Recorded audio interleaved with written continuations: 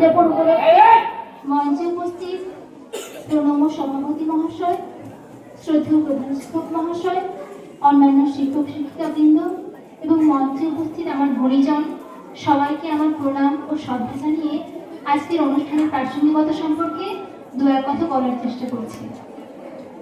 আমার বোন অমৃতা আমার সম্পর্কে তার বক্তব্যের মধ্য দিয়ে যা কিছু বলে গেল তা সর্বাংশে সত্য। অমৃতা শুধু সেই স্যারের নামটা উচ্চ রেখে গেছে, তিনি হলেন আমাদের প্রধান শিক্ষক মহাশয়। আমি আমার বক্তব্যের মাধ্যমে দ্বিতীয় বিশ্বযুদ্ধের একটি কাহিনী উপস্থাপন করতে চাই। দ্বিতীয় বিশ্বযুদ্ধের পর হিটলারের নাজি কনসেন্ট্রেশন ক্যাম্প থেকে একটি চিঠি উদ্ধার করা হয়েছিল। সেই চিঠিটি একজন ইহুদি বন্দী তার একজন প্রণব মাস্টারমশাইকে লিখেছিলেন।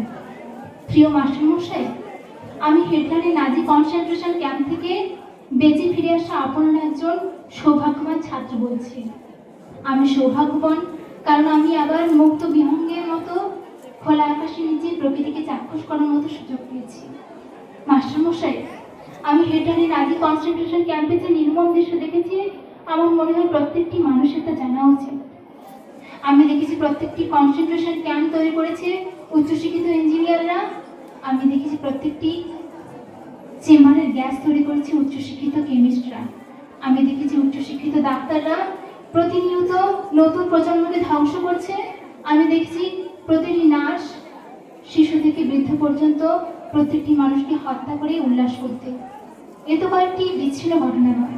এছাড়াও আমি দেখেছি স্কুল কলেজ থেকে উচ্চশিক্ষিত ছাত্রছাত্রীরা অসহায় মানুষদেরকে পীড়িত করে তাদেরকে হত্যা করছে। এসব দেখার পর আমার মনে হয় শিক্ষার প্রতি আমার সন্দেহ হয়। মনে হয় শিক্ষা একটি অর্থহীন বিষয়। তাই মাস্টারমশাই, আমি আপনার কাছে একটু অনুরোধ করতে চাই, আপনি যাতে আপনার ছাত্রছাত্রীদের কেবল পাঠ্যপুস্তক না পড়িয়ে ওদেরকে মানুষ তৈরি করার চেষ্টা করবেন।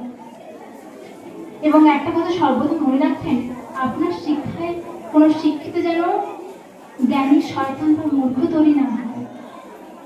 লিখতে পড়তে শিখে কয়েকটি জটিল অঙ্ক সমাধান করে বিজ্ঞানের বড় বড় পথ আবিষ্কার করে যদি মানুষ হয়ে মানুষের পাশে না দাঁড়ায়, তবে কিসের শিক্ষা? একটা কথা মনে রাখবেন, আপনার শিক্ষায় শিক্ষিত ছাত্রছাত্রীরা শিক্ষায় শিক্ষিত হওয়ার চেয়ে যেন বড় কিছু না হয়, ওরা যেন মানুষ হয়। আমি বা আপনারা সেই সকল মাস্টারমশাইগণকে খুঁজে বেড়াই যারা পাঠ্যক্রমের বাইরে নিজেদেরকে সামিল করে আমাদের মানুষ হওয়ার চেষ্টা করেন। আমাদের মানুষ করতে গিয়ে তাদেরকে বৃহৎ সমাজের কাছে অনেক কুকথা শুনতে হয়েছে, যেমন শুনতে হয়েছিল বিদ্যাসাগরকে, বিবেকানন্দকে। কিন্তু আমরা যারা উপকৃত হচ্ছি, আমাদের মনে তাদের স্থান স্বর্ণাক্ষরে লেখা থাকবে। আবারও উপস্থিত মঞ্চে আমার সকল শিক্ষক শিক্ষিকাবৃন্দ এবং সর্বোপরি রাধাকৃষ্ণনের বিদেহী আত্মার প্রতি সম্মান জানিয়ে আমি আমার ক্ষুদ্র বক্তব্য শেষ করছি। ধন্যবাদ।